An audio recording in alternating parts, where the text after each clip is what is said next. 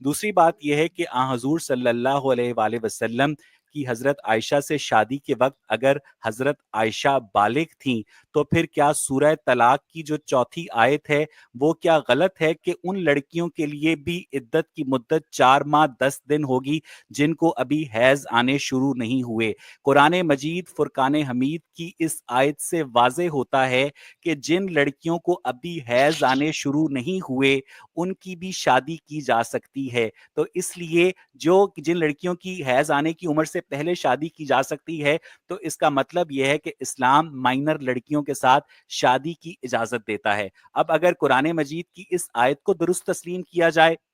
तो फिर आपकी ये बात गलत ठहरती है कि हजरत आयशा से शादी के वक्त जो प्यूबर्टी की शर्त है वो पूरी हो चुकी थी। और ताहिर साहब 1973 का इस्लामी जमहूरिया पाकिस्तान का आइन ये कहता है कि किसी भी 16 बरस से कम उम्र की लड़की की शादी नहीं हो सकती। तो अगर आज आप 16 बरस से कम उम्र की लड़की 12 की भी कर दे, 13 की भी कर दे, 11 की भी कर दे, 14 की भी कर दे, तो पुलिस आपको गिरफ्तार कर लेती है और उसके बाद पर्चा दे दिया जाता है दूल्हे के ऊपर। तो मुझे ये बताइए कि सुन्नत नबवी के ऊपर अमल करने पर इस्लामी जमहूरिया पाकिस्तान के अंदर पर्चा दे दिया जाता है। हालांकि इस्लामी जमहूरिया पाकिस्तान में तो कुरान और सुन्नत के मनाफी कोई कानून ही नहीं बन सकता। और इस वक्त कानून बना हुआ है कि 16 बरस की उम्र से कम उम्र बच्ची की अगर शादी की जाएगी तो वो खिलाफे कानून तसव्वुर होगी। और पूरे पाकिस्तान के उलमाए कराम मुंह में घुनघुनियां डालकर बैठे हुए हैं क्योंकि उन्हें पता है कि उनकी असल इस्लामिक हिस्ट्री ये है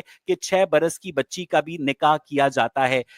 मुझे आप सारी बातें मैंने आपके सामने रख दी हैं। मुझे सिर्फ एक बात बताएं कि एक शख्स जिसकी जिम्मेदारी सिर्फ और सिर्फ अल्लाह का पैगाम लोगों तक पहुंचाना है और 25 बरस उन्होंने शानदार अज़दवाजी जिंदगी के गुजारे हैं, अब उनके पास पीछे सिर्फ 16 बरस रह गए हैं और उनके रब को भी पता है कि इनके पास सिर्फ 16 बरस रह गए हैं, उन्हें इतनी शादियां करने की